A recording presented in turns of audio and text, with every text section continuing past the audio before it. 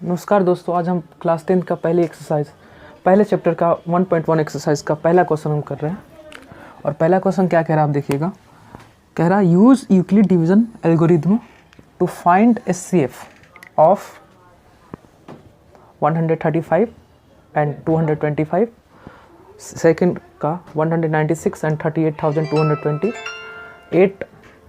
867 and 255 का हमें HCF निकालना by using Euclid division algorithm. तो हम सबसे पहले फर्स्ट वाला क्वेश्चन करते हैं और उसको हमने उतारा हुआ है। पहले स्टेप में हमें क्या लिखना है आप देखिएगा। फर्स्ट स्टेप में आपको लिखना है, स्टेप 1 लिखना है कि इन दोनों में से बड़ी संख्या कौन सी है। तो 225 इज़ ग्रेटर देन 135, आप तो जानते ही होंगे, है ना। इसके आगे आप लिखिए applying Euclid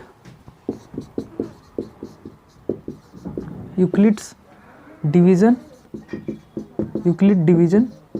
lemma in 225 and 135। हमने इन दोनों संख्याओं में यूक्लिड डिवीजन लेमा अप्लाई करा। अब यूक्लिड डिवीजन लेमा क्या होता है और यूक्लिड डिवीजन एल्गोरिथम क्या होता है, आप ये प्रीवियस वीडियो में को देख सकते हैं और आप उसमें समझाया गया है कि ये दोनों क्या होते हैं। तो इन दोनों संख्याओं में हमें यूक्लिड डिवीजन एल्गोरिथम अप्लाई करना है। इसका मतलब ये हुआ कि हमें पहले छोटी संख्या जो है उससे बड़ी संख्या को भाग करना है। ठीक है, भाग करो आप 225 को भाग करो, डिवाइड करो, कितनी बार जाएगा 1 बार, माइनस करो, 5 में से 5 गया 0, ऑलराइट। 2 में से 3 नहीं जाएगा तो आप इससे कैरी ले लो, 12 में से 3 गया 9, 90 आ गया। तो हमें यूक्लिड डिवीजन लेमा से हमें इसको किस फॉर्म में लिखना है, इस फॉर्म में लिखना है कि ये जो बड़ी संख्या है, जो डिवाइडेंट है उसको आगे लिखना है, उसके बाद जो डिवाइज़र है उसको लिखना है, उसके बाद कोसेंट लिखना है, प्लस का रिमाइंडर लिखना है।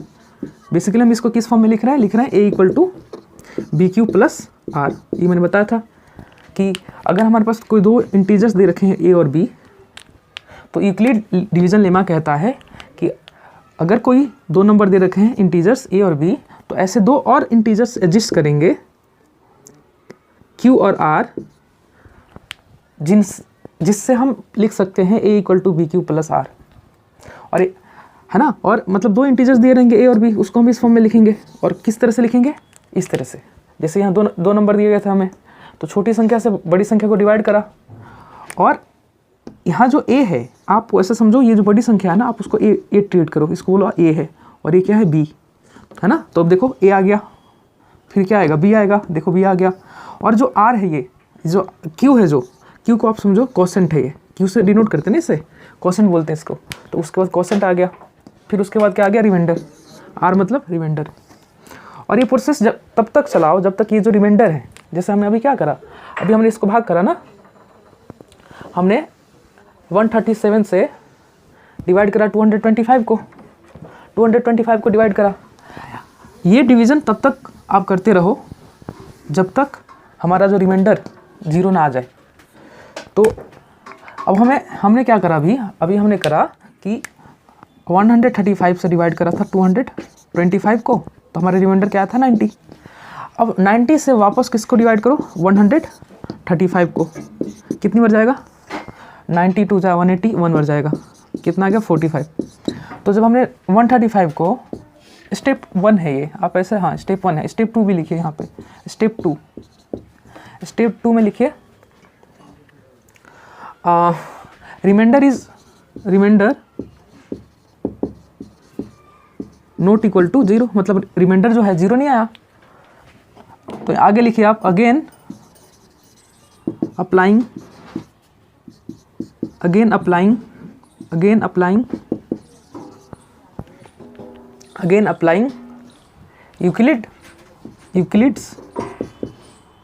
यूक्लिड्स डिवीजन लेमा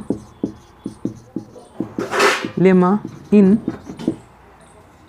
किस में अप्लाई कर रहे हो आप यूक्लिड डिवीजन लेमा, 135 एंड 90, इन दोनों में आप यूक्लिड डिवीजन लेमा अप्लाई कर रहे हो। तो सबसे पहले बड़ी संख्या को लिखोगे आप, फिर आएगा छोटी संख्या, उसके बाद आएगा क्या आएगा, क्वोशंट आएगा, तो क्वोशंट आ जाएगा प्लस का 45, ठीक है। लेकिन अभी भी हमारा रिमाइंडर नहीं आया, तो हम थर्ड स्टेप पे जाएंगे। स्टेप थर्ड में क्या बोलेंगे, remainder not equal to 0, remainder जो है 0 नहीं आया हमारा, रिमाइंडर नॉट इक्वल टू 0। तो यहाँ पे आप लिखोगे again applying Euclid's division lemma in, अब हमें यूक्लिड डिवीजन लेमा किस में अप्लाई करना है, इन दोनों में, 90 एंड 45 में। तो हम क्या करेंगे, 45 से डिवाइड करेंगे 90 को, है ना, कितना जाएगा 2 बार, 45 2 जा 90, है ना। तो हमने 90 में 90 को लिखेंगे, सबसे पहले ए लिखा जाएगा तो 90 लिखा जाएगा, उसके बाद बी लिखा जाएगा मतलब 45 लिखा जाएगा, उसके बाद क्वोशंट लिखा जाएगा मतलब 2 लिखा जाएगा, उसके बाद रिमाइंडर लिखा जाएगा मतलब रिमाइंडर 0 आया तो रिमाइंडर 0 लिखा जाएगा। और जैसे ही आपका रिमाइंडर 0 आ जाएगा, remainder is 0, remainder equal to 0, hence HCF of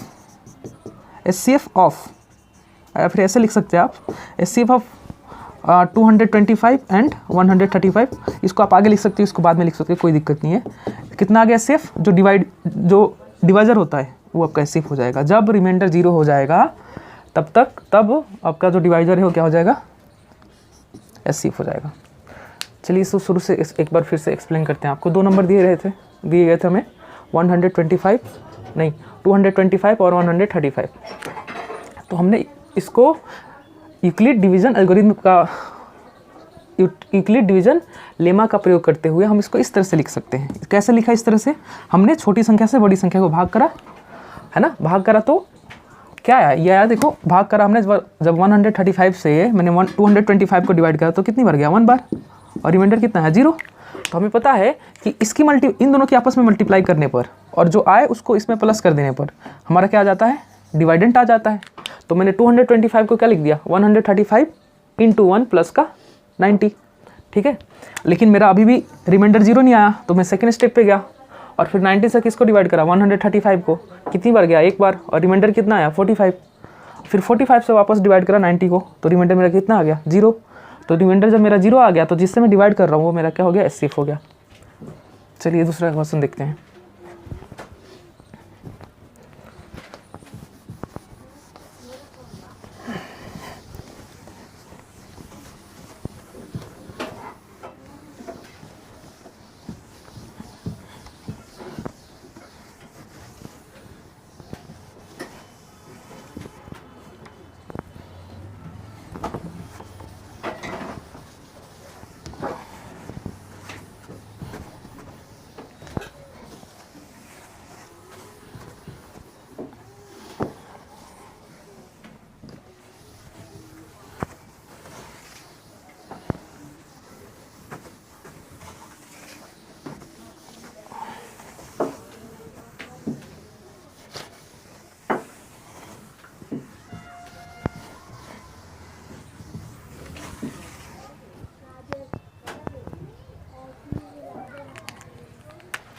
second question देखते हैं हम।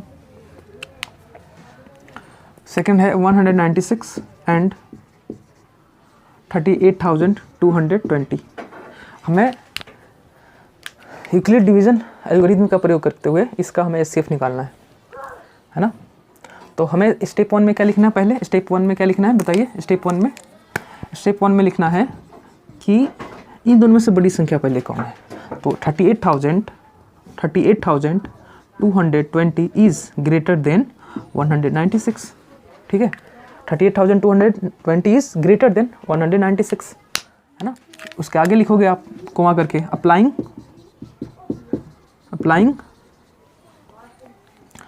Euclid division lemma, applying Euclid division lemma in 38,220 and 196, है ना। अब अगर हम इन दोनों संख्याओं में यूक्लिड डिवीजन लेमा अप्लाई करते हैं तो हम इस जो इसमें बड़ी संख्या है 38,220 को किस तरह से लिख सकते हैं बताओ, किस तरह से लिख सकते हैं? हम लिख सकते हैं 196 से डिवाइड करेंगे किसको, 38,220 को। तो कितनी बार जाएगा आप डिवाइड करो, 2 बार जाएगा, नहीं जाएगा, 1 बार देखो आप, 1 बार जाएगा तो कितना आया 196, कितना आ गया 2 में से 6 गया, नहीं जाएगा, तो इससे कैरी लो 12, 12 में से 6 गया 6, ये हो गया 7, इससे कैरी लो 17, 17 में से 9 गया, 17 में से 9 गया 8, और यहाँ बच्चा 2, 2 में से 1 गया 1, 186, तो 1 बार ही जाना था, देख लो आप, है ना, कम आ गया ना इससे। अच्छा, उसके बाद ये 2 नीचे लाओ क्योंकि डिवाइड नहीं हो रहा था, है ना, नहीं ये वाला 2 ना, ये तो हो गया ना, और इसमें से ये वाला 2 नीचे लाया हमने, ठीक है। तो आप अब कितनी बार जाएगा, 8 बार नहीं जाएगा, 9 बार देखते हैं, 9 बार देखो, 196 इंटू 9, 9 6 जा 54, 5 9 9 जा 81 और 5 86, 8 8 1 जा 9 1 जा 9 और 8 17, तो कितना आ गया 1764। माइनस करो, 2 में से 4 गया, नहीं जाएगा, कैरी लो ना, 12 में से 4 गया 8, ये बचा 5, है ना, 2 में से 4 नहीं जाना है, तो 6 में से 1 कैरी लिया तो ये हो गया 12, और 12 में से 4 गया 8, ये हो गया 5, 5 में से 6 नहीं जाएगा तो हम इसे कैरी लेंगे, तो ये हो जाएगा 15, और 15 में से 6 गया 9, और ये हो गया, क्योंकि ये 7 हो गया, 7 से 0 0, है ना, 98 आया। अभी 0 बचा है ना, लाओ नीचे आप, कितनी बार जाएगा 5, या 9 लिख दो, अच्छा 9 बार गया ना ये, उसके बाद 5 बार गए तो 5 बार जाएगा, तो ये भाग कर लो, गुना कर लो आप, 196 की मल्टीप्लाई 5 के साथ करो, 6 5 जा 33, और 9 5 जा 45, और 45 और 3 48, कैरी 4 5 1 जा 5 और 9 5 1 जा 5 और 4 9, तो कितना आ गया 980। तो जब हमने छोटी संख्या से बड़ी संख्या को भाग करा तो हमारे पास क्वेश्चन आता है 195 और रिमाइंडर आता है 0, और मैंने बोला है कि जब 2 नंबर दिए हों और जब छोटी संख्या से बड़ी संख्या को भाग करोगे, 2 इंटीजर्स दिए हों और जब आप छोटी संख्या से बड़ी संख्या को भाग करोगे और रिमाइंडर जब 0 आ जाएगा तो आपका एचसीएफ क्या हो गया 196, है ना, 196। तो आप इसको क्या लिखो, आप ऐसे लिखो कि 196 मल्टीप्लाई बाई 125 प्लस का 0, तो रिमाइंडर हमारा 0 आ गया, रिमाइंडर 0 आया ना, रिमाइंडर आ गया 0, रिमाइंडर जब 0 आ गया हमारा तो हम क्या बोल देंगे, हम बोल देंगे कि remainder equal to 0, hence HCF of 196 and 38,220 कितना हो जाएगा जी, जिससे हम भाग कर रहा था हमने 196, इन दोनों का एचसीएफ कितना आ गया 196। चलिए थर्ड वाला क्वेश्चन यहीं कर लेते हैं। अब थर्ड क्वेश्चन हम देखते हैं, देखिएगा स्टेप 1 लिखिए, स्टेप 1 में हम क्या लिखेंगे, 867 इज ग्रेटर देन 225। अब ऐसा अगर 867 इज ग्रेटर देन 225 तो हम आगे लिखेंगे, आगे applying Euclid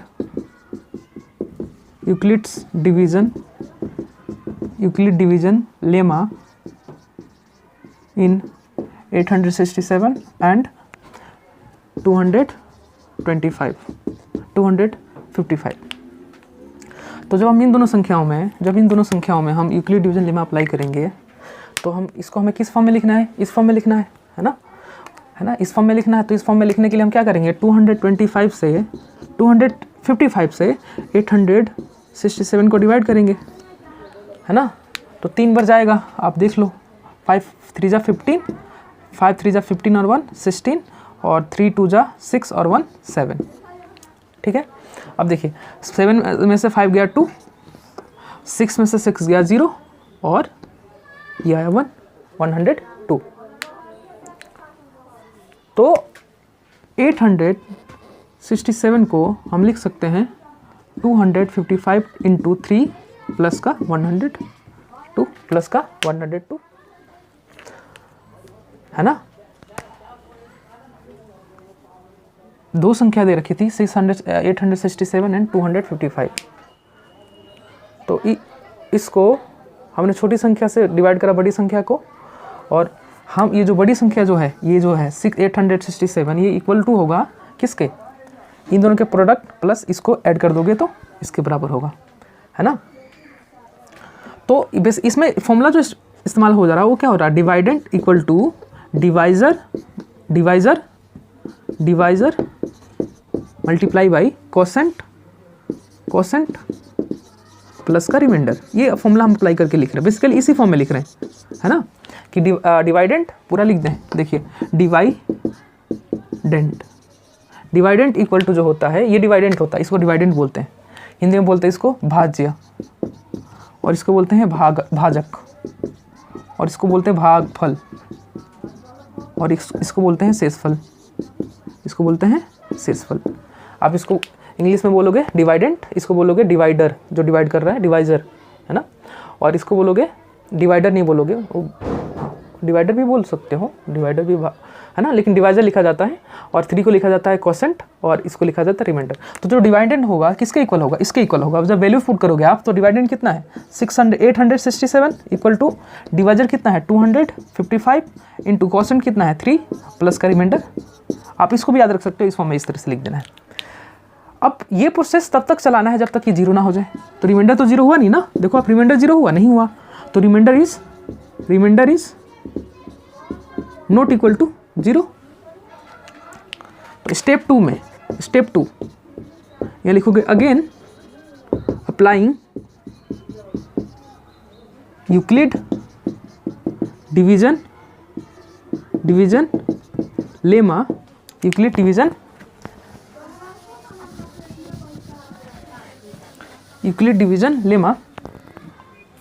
division lemma in किस में आप अप्लाई करेंगे बताइए। जब हमने डिवाइड करा 255 से, किसको डिवाइड करा 867 को डिवाइड करा था, तो हमारा रिमाइंडर क्या आ रहा था 3, और यहाँ पर जो हमारा रिमाइंडर आ रहा था, ये कोसेंट था ना, कोसेंट आ रहा था 3, रिमाइंडर कितना आ रहा था 102, है ना। तो अब हम किस में अप्लाई करेंगे, यूक्लिड डिवीजन लेमा, अब अप्लाई करेंगे 255 एंड 102 में। तो इसको कैसे लिखेंगे, देखो इसको लिखेंगे हम, क्या करेंगे, छोटी संख्या जो इन दोनों में जो छोटी संख्या है, देखो ना, इन दोनों में छोटी संख्या कौन सी है, 255 इज ग्रेटर देन 102, तो छोटी संख्या 102 है, तो 102 से हम डिवाइड करेंगे किसको 255 को, कितनी बार जाएगा 2 बार, तो कितना आएगा 204, अब माइनस करोगे कितना आएगा 51 आएगा। तो हम इसको लिख देंगे किस फॉर्म में, वापस से इस फॉर्म में लिखते जाएंगे हम, जब तक रिमाइंडर हमारा 0 नहीं आ जाता। तो 255 को हम क्या लिख सकते हैं, हम लिख सकते हैं 102 मल्टीप्लाई बाई 2 प्लस का 51। अभी भी हमारा रिमाइंडर 0 नहीं आया है, तो हम थर्ड स्टेप यहाँ लिख देंगे, क्या लिखेंगे बताइए, हम लिखेंगे remainder not equal to 0, remainder जो है 0 नहीं आया हमारा। तो स्टेप थर्ड, अप्लाइंग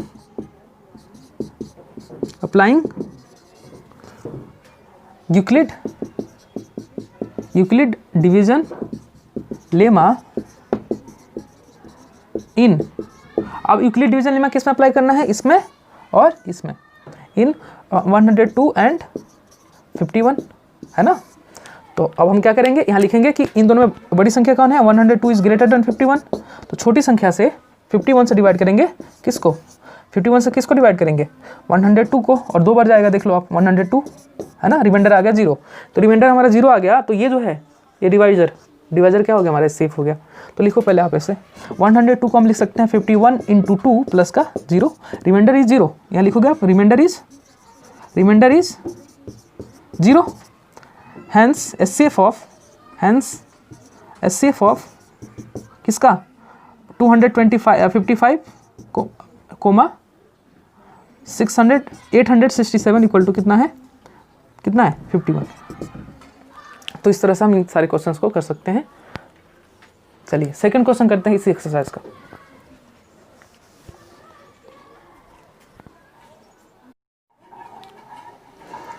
अब हम 1.1 का दूसरा क्वेश्चन देखेंगे। दूसरा क्वेश्चन क्या कह रहा, so that any positive odd integer is of the form of 6q + 1, 6q + 3 और 6q + 5 where q is some integer. ये था आपका क्वेश्चन। आप समझिए ये क्वेश्चन क्या कह रहा, ये कह रहा कि कोई भी पॉजिटिव इंटीजर हो, कोई भी पॉजिटिव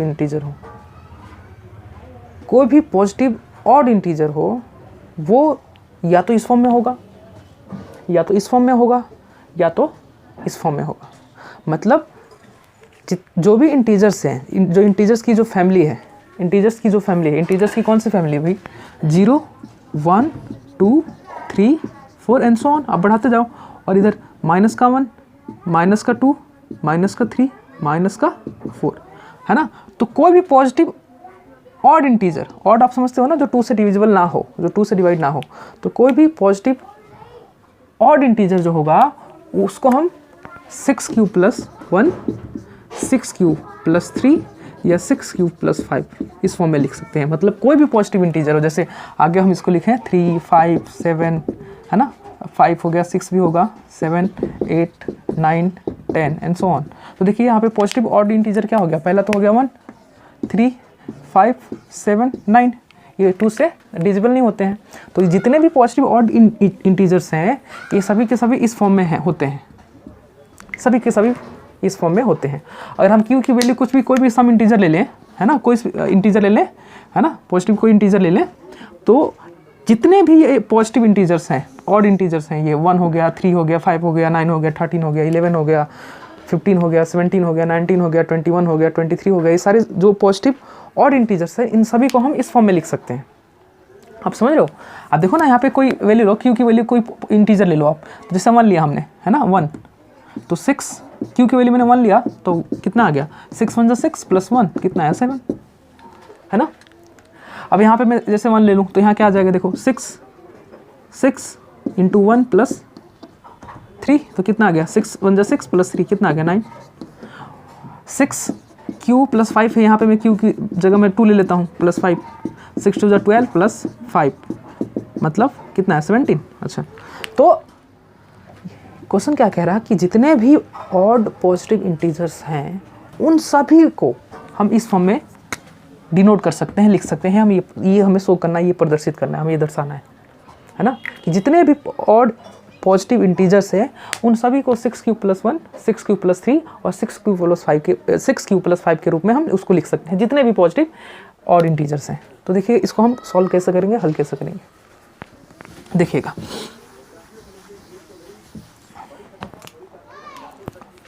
हम यहाँ बोलेंगे सोल्यूशन में, अच्छा ये मिटा दो, इसकी ज़रूरत नहीं है अब हमें, ये तो वो पता होगा आपको, ये नहीं पता होगा नंबर्स के बारे में। अगर आपको नहीं पता नेचुरल नंबर क्या होते हैं, होल नंबर क्या होते हैं, इंटीजर्स क्या होते हैं, तो आप अगर आपको नहीं पता है कि अगर नेचुरल नंबर क्या होते हैं, इंटीजर्स क्या होते हैं, होल नंबर क्या होते हैं, इवन नंबर क्या होते हैं, ऑड नंबर क्या होते हैं, तो आप बताना, हम उसके लिए एक अलग से वीडियो बना देंगे, है ना। फिलहाल हम इस क्वेश्चन को करेंगे। तो सॉल्यूशन में हम लिखेंगे, क्या लिखेंगे, देखो ये क्या कह रहा है, so that any positive odd integer, है ना। तो मैं बोल दूंगा लेट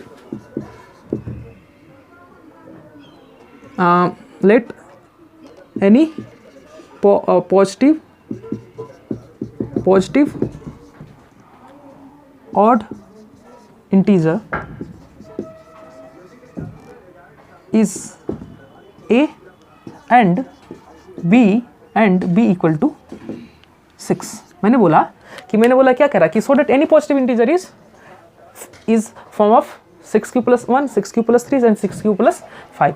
तो मैंने ये ना कि जो भी पॉजिटिव ऑड इंटीजर होते हैं इस फॉर्म में होते हैं, तो इस फॉर्म में हमें दिखाना है ना कि कोई भी पॉजिटिव ऑड जो इंटीजर होता है इस फॉर्म में होगा। तो ये हमें प्रूफ करने के लिए हमने क्या बोला, हमने बोला कि late any positive odd integer is a, है ना। और मैंने बी बोला 6 है ना, बी बोला 6 है। तो ये क्यों बोला बी 6, अभी मैं आपको बताता हूँ। पहले यहाँ देखो, आप यहाँ लिखो बाय यूक्लिड डिवीजन, या फिर ऐसे लिखो ना, applying Euclid division, Euclid's division lemma या algorithm lemma in A and B, A और बी में हमने यूक्लिड डिवीजन लेमा अप्लाई करा। Then we can write A and B in the form of, then we can write A and B in the form of what, in the form of a is equal to bq plus r, bq plus r, where r will be equal to 0, है ना। और greater than 0 and r will be always less than b, है ना। अगर a और b कोई positive integers हैं तो हम उसको इस फॉर्म में लिख सकते हैं, है ना। और जहाँ जो r होगा वो b से छोटा होगा और a के बराबर 0 के बराबर हो सकता है।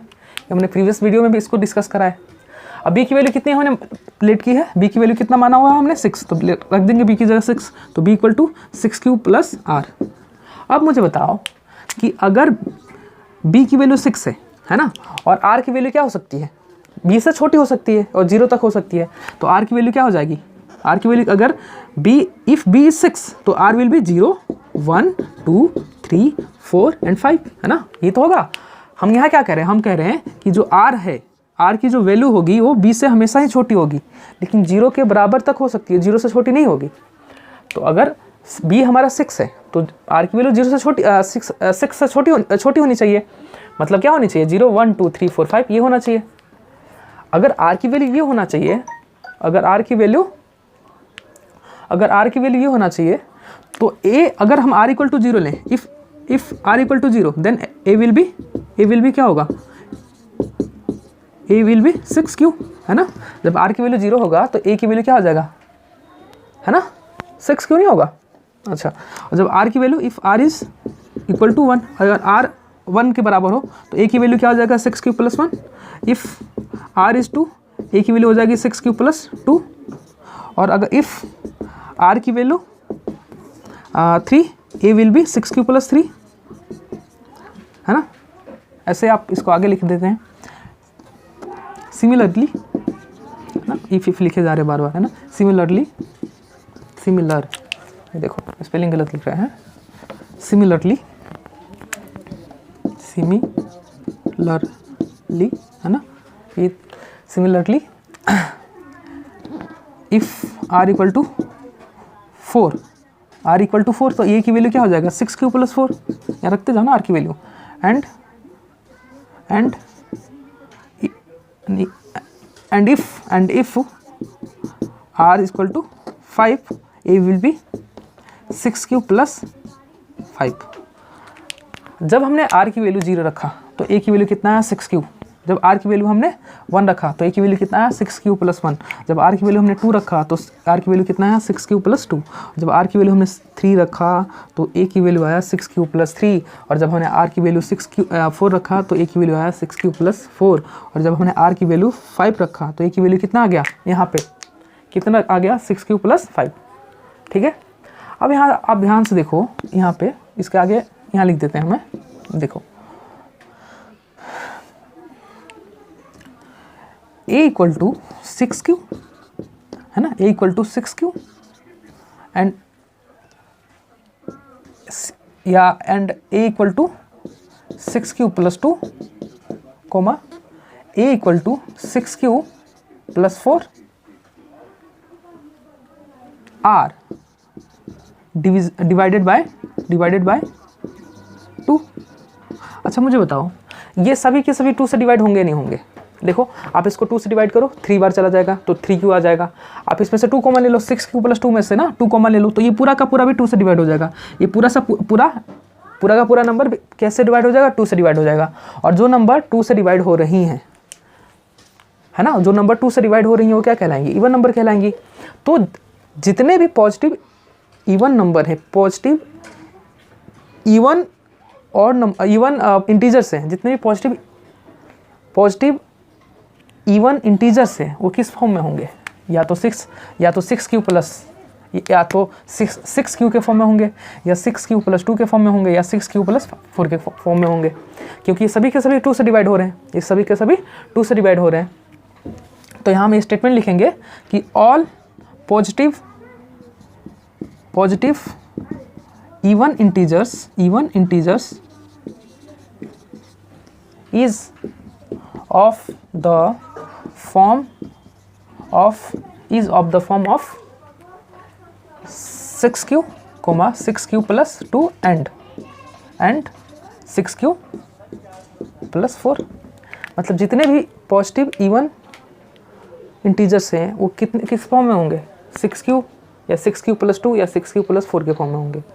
अब हम देखें, अगर इंटीजर्स की फैमिली देखें तो उसमें या तो पॉजिटिव आप देखो ना, इंटीजर्स की फैमिली देखो, अगर पॉजिटिव नंबर्स की बात करें तो यही तो है पॉजिटिव की वैल्यू, है ना, 4 5 6 7 8 9 एंड सो ऑन, है ना, यही तो है पॉजिटिव इंटीजर्स, है ना। तो इसमें या तो इवन नंबर होंगे या तो ऑड नंबर होंगे। तो जितने भी इवन नंबर हैं उन सभी को हम लिख सकते हैं 6q या 6q + 2 या 6q + 4 के फॉर्म में। तो बाकी जितने ऑड नंबर हैं, ऑड नंबर हो गए जैसे 1 3, जितने भी ऑड पॉजिटिव इंटीजर्स हैं उसको वो किस फॉर्म में होंगे भाई, किस फॉर्म में होंगे, इस फॉर्म में, मतलब 6q + 1 के फॉर्म में, 6q + 3 के फॉर्म में एंड 6q +, है ना, 5 के फॉर्म में। देन यहाँ लिखो, देन ऑल पॉजिटिव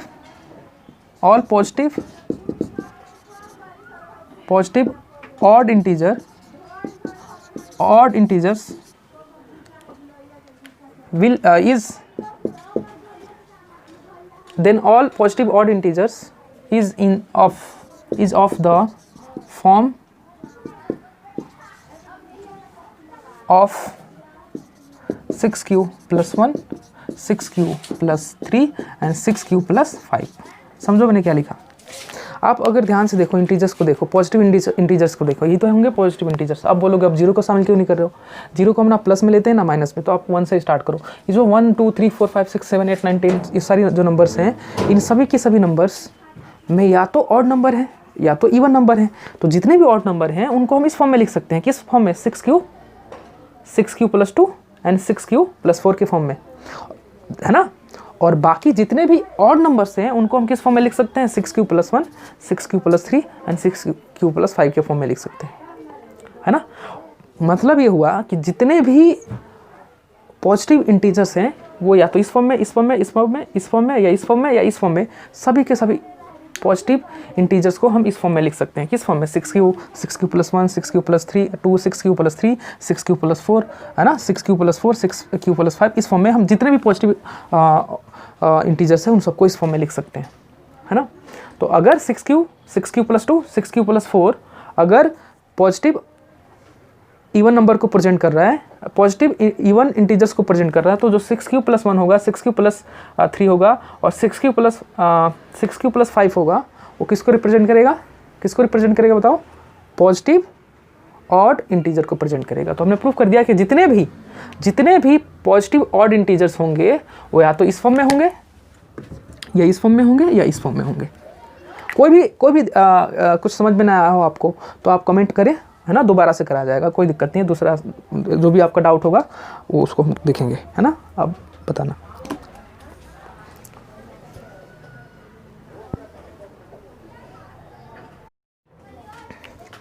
तीसरा क्वेश्चन देखते हैं दोस्तों, 1.1 का पहला चैप्टर है रियल नंबर का। तीसरा क्वेश्चन देखते हैं।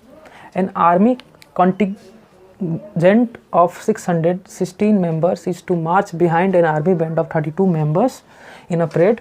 Two groups are to march in the same numbers of columns. What is the maximum number of column in which they can march? ठीक है, ये क्वेश्चन है आपका, है ना। इस क्वेश्चन का आंसर अगर आप निकालो ना तो ये देखो यहाँ पे 616 है और 32 है। तो इस क्वेश्चन का आंसर बहुत आसान है, लेकिन हम इस क्वेश्चन को समझेंगे कि क्वेश्चन क्या कह रहा है। ये क्वेश्चन कह रहा कि है ना कि 616 आर्मी सोल्जर्स जो हैं उनकी एक टुकड़ी है, 616 आर्मी जो हैं उनकी एक टुकड़ी है, उनको मार्च करना है किनके पीछे, 32 आर्मी बैंड के जो मेंबर्स हैं उनके पीछे, ठीक है। जैसे ये हो गए आर्मी बैंड, है ना, ये कितने भी हो सकते हैं, हम अब इसकी बात नहीं कर सकते अभी, है ना। ये हो गए आर्मी बैंड वाले, हम इसे शो ऑन कर देते हैं, हमें नहीं पता है कितने कॉलम है, कॉलम इसको बताओ, मानो इस कॉलम है ना। तो ये आर्मी बैंड वाले हैं, आर्मी बैंड जो परेड होता है तो नहीं होते, आप देखा होगा उसके पीछे करतब दिखाते हैं हमारे जवान सैनिक, परेड करते हैं, है ना, बेहतर वर्ड रहेगा ये। तो 32 जवान हैं आर्मी बैंड वाले और 616 जवान हैं सैनिक के, हमारे 616 सैनिक हैं जो मार्च करेंगे 32 आर्मी बैंड के जो 32 आर्मी बैंड के मेंबर्स हैं उनके पीछे 616 आर्मी के जो आर्मी सोल्जर्स हैं बेसिकली वो मार्च करेंगे, है ना, इसके पीछे। मतलब ये 32 लोग हैं ये, और 32 लोग 616 लोग हैं ये, ठीक है। लेकिन हमें शर्त क्या कह रहा, हमसे क्या कह रहा कि भाई ये कितने रो बनाए, बेसिकली ये कितने कॉलम बनाए, ये कितने कॉलम बने ये, है ना। मतलब ऐसे समझो ना आप कि ये हमारे 32 आर्मी बैंड वाले हैं और ये परेड करने वाले हमारे आर्मी हैं। तो यहाँ पे जो हमें ये जो लाइनें दिख रही हैं ना, ये लाइनों को हमें समान रखना है और इनकी लाइनों को भी समान रखना। मतलब ये जितने लाइन में ये लोग हैं और जितने लाइन में ये लोग हैं, ये सभी क्या होना चाहिए, समान होना चाहिए। सभी क्या होना चाहिए, समान होना चाहिए। मेंबर्स चाहे कुछ भी हो, मेंबर्स अलग अलग हो सकते हैं, लेकिन ये जो लाइनें हैं, जितनी इनकी लाइनें हो, एक लाइन के देखो ना, ये बैंड वाले हो गए तो इनके पीछे एक लाइन इनकी, ये बैंड वाले हो गए इनके पीछे वाले एक लाइन इनके इसके पीछे, इस तरह से। अगर ये 1 2 3 4 5 है तो ये भी कितना होना चाहिए, 5 होना चाहिए। तो ये कितने मेंबर्स ये क्या कर, what is the maximum number of column, कितने नंबर्स बनाएंगे, क्या कितने नंबर्स, मतलब ये 32 लोग हैं ना, ये 32 लोग हैं और ये 616 लोग हैं, आर्मी है, सोल्जर्स हैं। तो ये कितने कॉलम ये बनाए और कितने कॉलम ये बनाए, कॉलम तो दोनों समान बनाएंगे। तो कितने कॉलम बनाए कि ये एक सीक्वेंस में आ जाए, है ना, और ये मार्च कर सकें। समझ आई बात। चलिए हम यहाँ पे मानते हैं कि ये लोग ये कितने कॉलम बनाते हैं, माना n कॉलम बनाते हैं, और ये लोग भी कितने कॉलम बनाते हैं, n कॉलम बनाते हैं, ठीक है। जो आर्मी बैंड जो कॉलम बनाती है, कितना बनाती है, कितने लाइनें बनाती है, n, तो इनको भी उतना ही बनाना पड़ेगा, n। अब मैं बोल रहा हूँ कि इनके पास संख्या कम है, इनके पास संख्या कितने है, 32, और इनके पास संख्या कितनी है, 616, लेकिन इनको अपने नंबर ऑफ कॉलम क्या रखने हैं, समान रखने हैं। तो इधर जाहिर सी बात है इनके रो में लोग कम होंगे और इसके रो में जो कॉलम में जो कॉलम बोले, रो क्यों बोल रहे हैं हम, इसको कॉलम बोलेंगे क्योंकि इन्होंने कॉलम बोला है। आप इसको क्या कॉलम रो क्या मतलब, इसको लाइन ही समझिए आप, तो है ना। ये जो लाइन है, ये लाइनें तो समान रहेंगी, है ना, लाइनें समान रहेंगी। स्कूल की जो प्रेयर होता है तो लाइनें नहीं लगती, तो ये लाइनें तो समान रहेंगी, सभी की लाइनें तो सभी की समान ही रहेंगी। तो इसकी एन कॉलम है तो इनकी भी n कॉलम होंगी। अब बात आती है कि इनके जो कॉलम है इनमें कितने सदस्य रह रहे हैं हर एक में। तो मैंने बोला कि हर एक कॉलम में कितने सदस्य हैं, x सदस्य हैं, क्लियर है। और यहाँ पे इनमें जो सदस्य हैं हर एक कॉलम में, वो सदस्य कितने हैं, y हैं, है ना। तो मुझे बताओ नंबर ऑफ कॉलम कितने हैं, n, और हर एक कॉलम में लोग कितने हैं, सोल्जर्स कितने हैं, x। तो n इंटू एक्स किसके इक्वल होगा, n इंटू एक्स किसके इक्वल होगा, बताओ, 32 के इक्वल होगा या नहीं होगा, होगा। और ऐसे ही यहाँ पे कॉलम कितने हैं, n, कॉलम कितने हैं, n, और नंबर ऑफ सोल्जर्स हर एक में कितने हैं, y, है ना। तो इन दोनों की मल्टीप्लाई करोगे तो कितना आएगा, 616 आएगा, बिल्कुल आएगा, आप कर लो, देख लो, है ना, 616 आएगा। तो अगर हम इन दोनों संख्याओं का देखो एचसीएफ निकालते हैं, तो एचसीएफ क्या होता है, दोनों में कॉमन। तो जब हम इन दोनों संख्याओं का एचसीएफ निकालेंगे, देखो जब हम इन दोनों संख्याओं का एचसीएफ निकालेंगे तो हमने बेसिकली क्या निकाल लिया, नंबर ऑफ कॉलम्स निकाल लिया। तो हम क्या करेंगे, जब इन दोनों संख्याओं का जब हम एचसीएफ निकाल लेंगे, देखो छोटी सी बात ये थी, सिंपल सी बात ये थी कि अगर हमने इन दोनों का एचसीएफ निकाल दिया तो हमारा आंसर आ जाएगा। लेकिन मैंने आपको ये बताया कि ये कैसे आएगा, जब हम इन दोनों का एचसीएफ, मैं डायरेक्ट आपको बता देता एचसीएफ निकाल लो, वो कर लेते, लेकिन लॉजिक नहीं पता चलता ना कि हम एचसीएफ निकाल क्यों रहे, आंसर तो निकाल लेते, आपको पेपर में मार्क्स में मिल जाता। लेकिन ये जानना जरूरी है ना कि भाई हो क्या रहा है, क्यों हो रहा है ऐसा, क्यों एचसीएफ निकालने से आंसर आ जा रहा। तो जब हम एचसीएफ ले रहे हैं तो कॉमन है ना, जैसे 2 और 4 है, 2 का प्राइम फैक्टर क्या होगा, 2 इंटू 1, और हालांकि 2 का फैक्टर 2 इंटू 1 लिख दो, कोई दिक्कत नहीं है। 4 का क्या आएगा, 2 इंटू 2, है ना। ये देखो आप कॉमन है तो इसका एचसीएफ क्या हो गया, 2 हो गया, है ना। तो यहाँ पे इन दोनों में कॉमन क्या है, n। तो जब हम इन दोनों, अरे भाई n इंटू एक्स यही संख्या है, n इंटू वाई यही संख्या है, तो जब हम इन दोनों संख्याओं का एचसीएफ लेंगे तो हमने क्या निकाल लिया, देखो ना क्या निकाल लिया हमने, नंबर ऑफ कॉलम नहीं निकाल लिया। तो अब जब हम क्या करेंगे, 616 का और 32 का एचसीएफ निकाल लेंगे तो हमारे पास जो मिल जाएगा नंबर ऑफ कॉलम, कितने कॉलम बनाएंगे दोनों। चलिए इसको करते हैं, देखो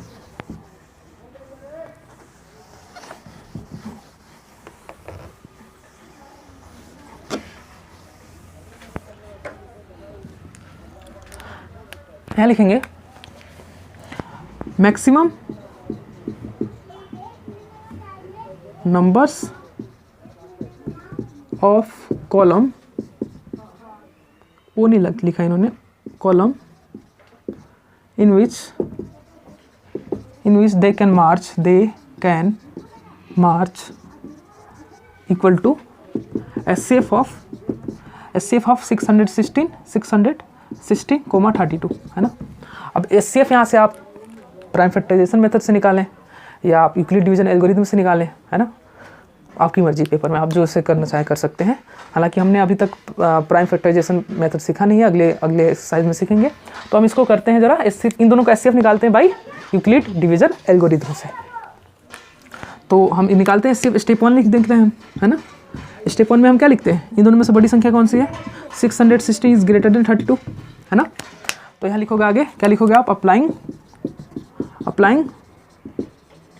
यूक्लिड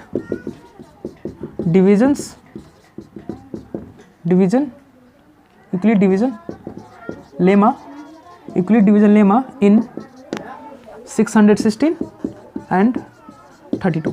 इन दोनों संख्याओं में यूक्लिड डिवीजन लेमा अप्लाई करा। इसका मतलब क्या हुआ कि हम छोटी संख्या से बड़ी संख्या को भाग करेंगे। 616 को कितनी बार जाएगा, एक बार जाएगा, देखो एक बार तो जाएगा ही ना, 30 दूनी 60 है ना, एक बार जाएगा, 32 दूनी 64, एक बार जाएगा, तो 32 आया, कितना 32 आया, माइनस करो, देखो 2 में से 2 माइनस नहीं होने वाला, तो हम इससे कैरी लेंगे, तो हो जाएगा 11 में से 2 गया, 9, और ये बचा 5, और 5 में से 3 गया 2, क्लियर है। लेकिन अभी डिवाइड कंप्लीट नहीं हुआ, क्यों, क्योंकि अभी 6 तो बचा हुआ है, तो इसको 6 को नीचे लाइए। अब कितनी बार जाएगा, 3 8 24 है ना, 3 9 27, 3 बार 9 बार देखते हैं, 9 2 जा 18 है ना, कैरी 1, और 9 3 जा 28 और 1 29, ज़्यादा हो जा रहा है ना, 9 2 जा 18 और 9 2 जा 18 और 9 3 जा 27 और 1 28 ही तो आ रहा, ठीक तो है। 9 2 जा 18 का 8 कैरी 1, 9 3 जा 27 और 1 28, तो कितनी बार गया, 9 बार। तो 2 8 8 माइनस करो, देखो 2 में से 6 में से 8 तो नहीं माइनस होगा ना, छोटी संख्या से बड़ी संख्या माइनस कैसे करोगे आप, तो कैरी लो, तो ये हो जाएगा, इससे कैरी लोगे तो ये हो जाएगा 8 और ये हो जाएगा 16, तो 16 में से 8 गया 8 है ना, बाकी सब तो 0 हो जाएंगे ना, ये 28 हो गया, अभी 28 में से 28 गया 0, क्लियर है। तो हम क्या लिखेंगे, 616 को क्या लिख सकते हैं, by Euclid division lemma we can write 616 and 32 in the form of 32 into 19 plus का 8, इस फॉर्म में लिख सकते हैं, नहीं लिख सकते बताइए, है ना, इस फॉर्म में हम लिख सकते हैं। कैसे, 616 जो होगा किसके इक्वल होगा, इन दोनों के मल्टीप्लाई पे और प्लस का रिमाइंडर, है ना। मैंने बताया भी है कि dividend equal to divisor into quotient plus का रिमाइंडर, इस फॉर्मूले से हम इसको लिख सकते हैं। तो देखिए रिमाइंडर तो 0 आया नहीं है ना, तो हम क्या बोलेंगे, remainder is not 0, remainder is not equal to 0। ये देखिए इसका मतलब क्या होता है, ये जो निशान है ना, ये जो साइन है, एक तरह से चिन्ह है जो, ये बराबर का निशान है ना। जैसे मैं a इक्वल टू 2 लिख रहा हूँ, इसका मतलब हुआ a जो है 2 है, a किसके बराबर है, 2 के बराबर है।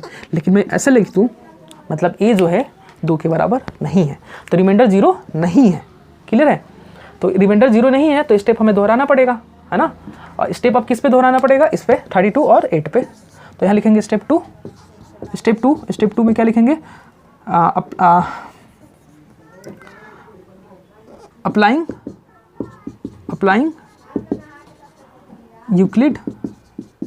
Euclid's division lemma in in 32 and 8 where 32 is greater than 8, 32 जो है ग्रेटर है 8 से, तो 8 से हम किसको डिवाइड करेंगे, 32 को, देखो तो कितनी बार जाएगा, 4 बार, 8 4 जा 32,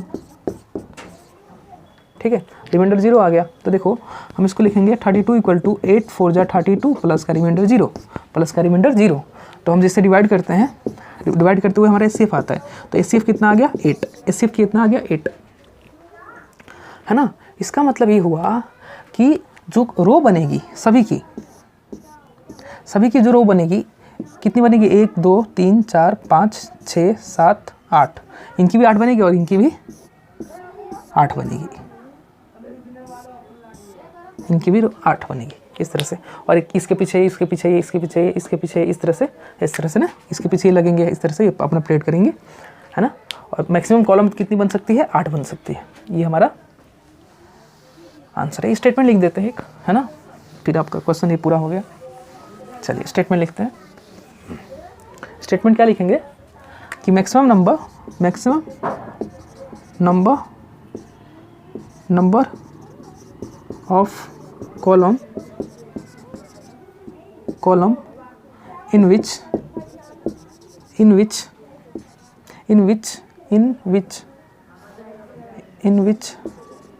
they can march equal to 8, ये आपका आंसर हो गया। उम्मीद करते हैं वो समझ में आया हो। कोई डाउट हो, कोई दिक्कत हो, कोई परेशानी हो इससे रिलेटेड, क्या कमेंट करें, आप बताएं क्या नहीं समझ में आया, आपको जवाब दिया जाएगा, जो भी समस्या आपकी। ठीक है, चलिए अगला क्वेश्चन करते हैं दोस्तों। अब हम चौथा क्वेश्चन कर रहे हैं, फोर्थ क्वेश्चन कर रहे हैं 1.1 का, क्लास 10 का, है ना। फोर्थ क्वेश्चन है, कह रहा कि यूज यूक्लिड डिवीजन लेमा या algorithm to show that the square of any positive integer is इधर the form of 3m and 3m+1। मतलब किसी भी पॉजिटिव इंटीजर्स को, किसी भी पॉजिटिव इंटीजर का जो स्क्वायर है, किसी भी पॉजिटिव इंटीजर का जो स्क्वायर है, सो ऑन, किसी भी पॉजिटिव इंटीजर है कि नहीं, ये बताओ। बिल्कुल है। जो इसका स्क्वायर है ये क्या है? 1 है, इसका स्क्वायर क्या है? 4 है, इसका स्क्वायर क्या है? 9, और इसका स्क्वायर क्या है? 16, और इसका स्क्वायर क्या है? 25। इन सभी को हम किस फॉर्म में लिख सकते हैं? इस फॉर्म में। तो जरा 1 को हम लिखें, जरा इस फॉर्म में। किस फॉर्म में लिख सकते हैं? क्या लिख सकते हैं? 3 × 0 + 1। देखो इस फॉर्म में नहीं लिख दिया हमने 1 को, है ना। 4 को हम किस फॉर्म में लिख सकते हैं? 4 को हम इसी फॉर्म में लिख सकते हैं फिलहाल तो, है ना। क्या लिख सकते हैं? 3 × 1 + 1। देखो 3 × 1 = 3 + 1। 9 को हम क्या लिख सकते हैं? 3 × 3। हमने 9 को हम किस फॉर्म में लिख सकते हैं? इस फॉर्म में लिख सकते हैं। जैसे 16 है, 16 को हम क्या लिख सकते हैं? 3 × 5 + 1। हम इस फॉर्म में लिख सकते हैं 16 को 1। 25 है तो 25 को हम किस फॉर्म में लिख सकते हैं? 3 × 8 + 1 ना, 3 × 8 = 24 और +1 20, इस फॉर्म में लिख सकते हैं। तो जितनी भी इंटीजर्स हैं, पॉजिटिव इंटीजर्स हैं, उनके स्क्वायर को हम इस फॉर्म में या इस फॉर्म में रिप्रेजेंट कर सकते हैं। हमें ये प्रूफ करना है। तो देखिए हम इसको कैसे सॉल्व करेंगे।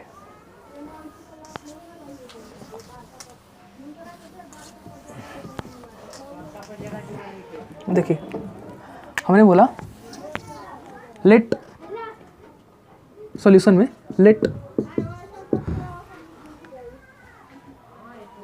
एनी पॉजिटिव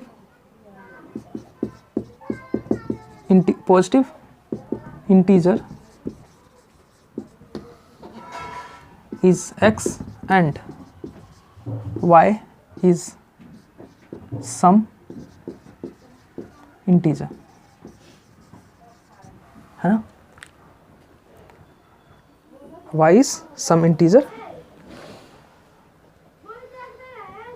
and इसका आगे लिखिए and y = 3।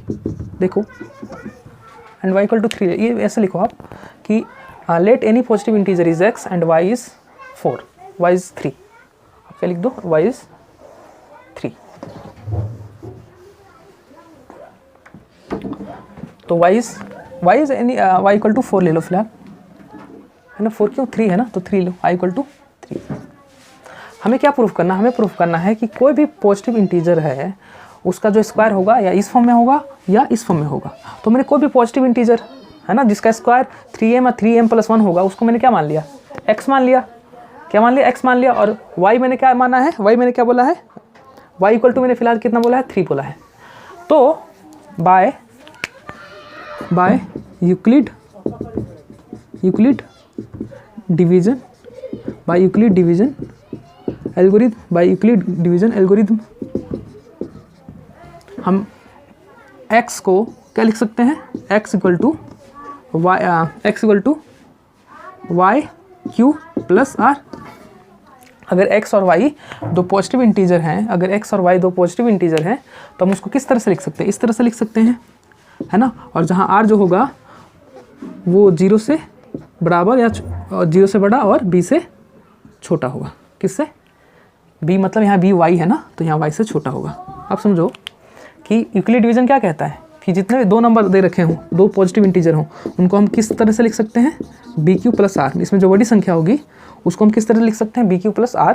और जहाँ Q और R है वो क्या है, Q और R जो है पॉजिटिव कोई दो इंटीजर से, क्या है, कोई दो इंटीजर से, कोई दो, Q और R जो है कोई पॉजिटिव इंटीजर है। तो हम दो नंबर है x और y, उसको कैसे लिख सकते हैं, x equal to y q plus r, है ना।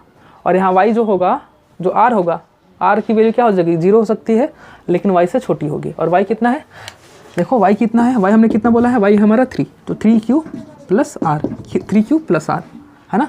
अब जब q की वैल्यू, है ना, या ऐसे लिख लो, है ना, q की वैल्यू कितने हो गई, देखो q equal to y q plus r लिख सकते हैं। किस, जो दो पॉजिटिव इंटीजर है ना उसको हम इस तरह से लिख सकते हैं, हमने लिख दिया।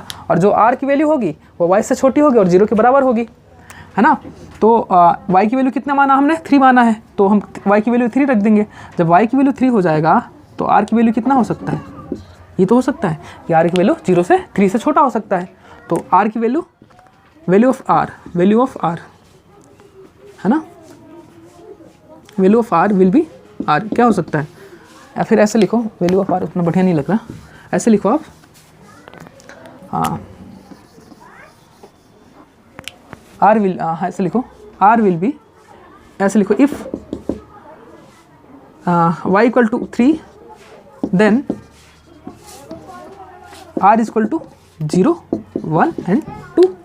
अगर y अगर 3 है, y अगर 3 है तो r की वैल्यू 3 से छोटी होगी, तो 3 से छोटी क्या हो सकती है, 0, 1 और 2। जब r की वैल्यू हम 0 लें, व्हेन r इज 0, तो x की वैल्यू कितनी आ जाएगी, 3q प्लस 0, क्योंकि r की जगह हम 0 रखेंगे तो x की वैल्यू कितनी आ जाएगा, 3q, है ना। अब जब हम r की वैल्यू 1 भी रखेंगे, 2 भी रखेंगे, लेकिन हम आगे इसको कैलकुलेट करेंगे थोड़ा आगे। क्या कह रहा कि ये हमारे पास क्या है, x क्या है, एक पॉजिटिव इंटीजर है, और क्वेश्चन क्या कह रहा है कि इसका जो स्क्वायर होगा वो इस फॉर्म में होगा या इस फॉर्म में होगा। तो जरा हम स्क्वायर करते हैं, स्क्वायरिंग बोथ साइड्स। तो भाई लोग हम इसका स्क्वायर क्यों कर रहे हैं, इसीलिए कर रहे हैं क्योंकि कह रहा कि किसी भी पॉजिटिव इंटीजर का जो स्क्वायर करोगे इस फॉर्म में होता है, हमें ये प्रूफ करना है। तो इसके लिए मैंने इसका स्क्वायर करा, तो क्या हो जाएगा एक्स स्क्वायर, और इसका स्क्वायर करोगे तो 3q का स्क्वायर, तो हो जाएगा एक्स स्क्वायर, और 3 का स्क्वायर हो जाएगा 9q स्क्वायर। क्लियर है कि नहीं। अच्छा मैं 9 को ऐसे लिख सकता हूँ, 3 × 3q स्क्वायर, है ना, और 3q को क्या लिख दूंगा मैं, m लिख दूंगा। तो क्या हो गया, एक्स स्क्वायर इक्वल टू कितना आ गया, 3m। तो देखो हम कोई पॉजिटिव इंटीजर है उसको हम किस फॉर्म में लिख सकते हैं, 3m के फॉर्म में लिख सकते हैं जब r इक्वल टू 0 हो। आगे देखना आप, when r is 1 then x will be 3q plus 1, है ना। अब स्क्वायरिंग बोथ साइड, इसका भी स्क्वायर करेंगे क्योंकि कह रहा क्वेश्चन हमसे स्क्वायरिंग बोथ साइड्स, है ना। ये लेफ्ट हैंड साइड है, ये राइट हैंड साइड है, दोनों का स्क्वायर करेंगे तो ये हो जाएगा x का स्क्वायर और ये हो जाएगा 3q प्लस 1 का स्क्वायर। क्लियर है, ये x का स्क्वायर हो जाएगा। इसमें हम फॉर्मूला लगाएंगे a प्लस बी का होल स्क्वायर, है ना। तो a प्लस बी का होल स्क्वायर क्या कहता है, 3q का होल स्क्वायर प्लस 1 का होल स्क्वायर प्लस 2 × a मतलब क्या, 3q × का 1। इसमें हमने फॉर्मूला लगाया a प्लस बी का होल स्क्वायर का, तो हो गया a square plus b square plus 2ab, है ना।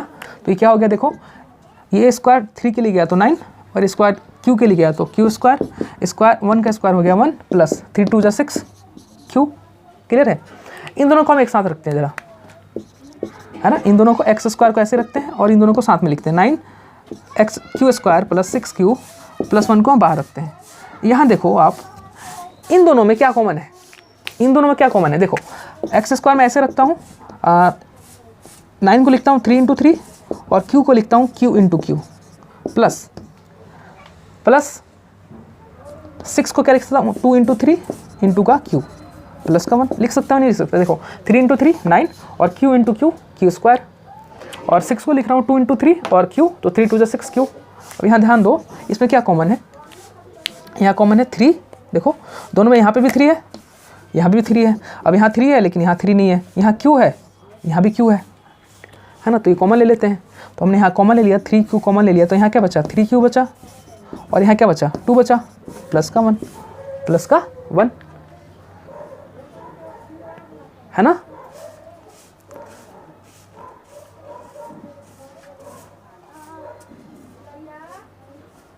लेकिन हम अगर इस तरह से लिखे हैं तो हमें इस फॉर्म में लाना है ना, तो इस फॉर्म में हम कैसे लाएंगे, तो इस फॉर्म में हम नहीं ला सकते ना, तो इसको क्यू को हम कॉमन नहीं लेते हैं। ध्यान देना आप लोग, यहाँ थोड़ा, यहाँ देखो हमें 3 कॉमन लेना बस, है ना, 3 कॉमन लो, इसमें हम 3 कॉमन लेंगे। देखो एक्स स्क्वायर ऐसे रखते हैं, 9 को लिखते हैं 3 इंटू 3 इंटू क्यू स्क्वायर, और प्लस 6 को लिखते हैं 2 इंटू 3 इंटू क्यू प्लस का 1। अब 3 कॉमन ले लो तो क्या हो गया 3, यहाँ बचा 3q square plus 2q plus का 1, इस पूरे को हम बोल देंगे m, तो 3m प्लस 1, 3m प्लस 1। देखो हमने इसीलिए, देखो हमें इस फॉर्म में लिखना है ना, इस फॉर्म में लिखना था, तो हमने सिर्फ 3 लिया। अगर q कॉमन लेते तो हम कैसे लिख सकते थे, हम पूरे को बोलना पड़ता, हमने यहाँ पे बोल दिया कि m, जहाँ m वेयर, ऐसे लिख सकते हो आप, where m equal to 3q plus 2q, ठीक है। तो अभी तक हमने क्या देखा कि जितने भी पॉजिटिव इंटीजर हैं उनका स्क्वायर को हम 3m या 3m प्लस 1 के फॉर्म में लिख सकते हैं। अब एक और वैल्यू हमारे पास है, कौन सी, 2 पे, तो हम 2 पे भी दिखाएंगे कि या तो इस फॉर्म में या इस फॉर्म में लिख सकते हैं 2 को भी। देखो आगे देखो, मिटाना पड़ेगा तो मिटा देते हैं इसको, इतना मिटा देते हैं।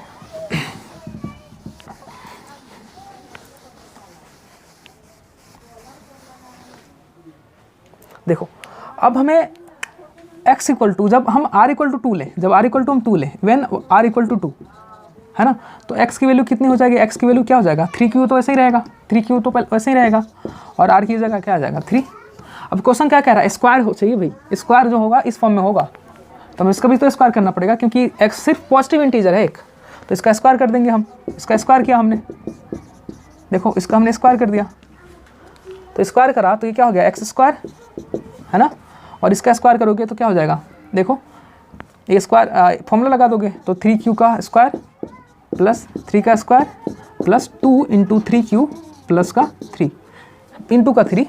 और ये किस तरह से लिख रहे हैं, हमें पता है कि a प्लस बी का होल स्क्वायर क्या होता है, a square plus b square plus 2ab। अब अगर a प्लस बी का होल स्क्वायर को हम ये लिख सकते हैं, तो हम इसको ये नहीं लिख सकते हैं, इसका पहले वाले का स्क्वायर फिर दूसरे वाले का स्क्वायर प्लस 2 आएगा, फिर a इंटू बी, है ना, तो इसको इस तरह से लिख दिया। अब देखिएगा क्वेश्चन अधूरा नहीं है ना, ठीक है इतना ही है, हाँ चलिए। अच्छा इसको लिखेंगे 3 का स्क्वायर 2 के लिए जाएगा तो 9, और q स्क्वायर ये हो जाएगा 3 का स्क्वायर 9 प्लस क्या हो जाएगा 3 3 जा 9 और 3 3 जा 2 3 जा 6 और 6 3 जा 18, कितना हो गया 18q। क्लियर है। अब इसको ज़रा रीअरेंज कर लेते हैं, तो एक्स स्क्वायर इक्वल टू क्या आ गया, एक्स स्क्वायर इक्वल टू हो गया 9q square plus 18q plus का 9। अब हम इसको, ठीक है, पहले हमें इसमें 3 कॉमन दिख रहा, 3 कॉमन ले लेते हैं।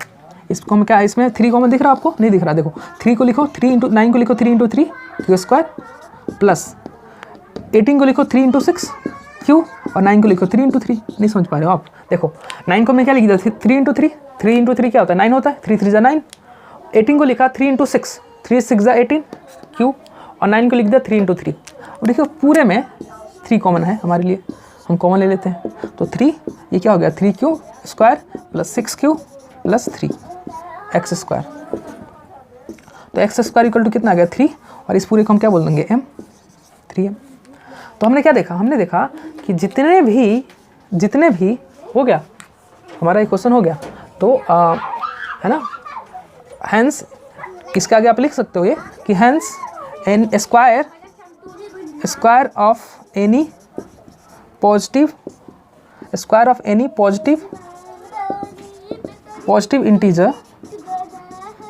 इंटीजर्स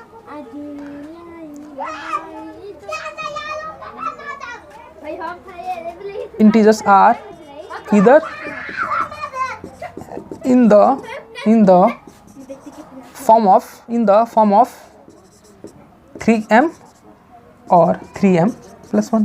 नहीं, कि हमने प्रूफ करा ना कि जब या जितने भी पॉजिटिव इंटीजर का स्क्वायर करोगे तो उसका स्क्वायर या तो 3m में आएगा या 3m।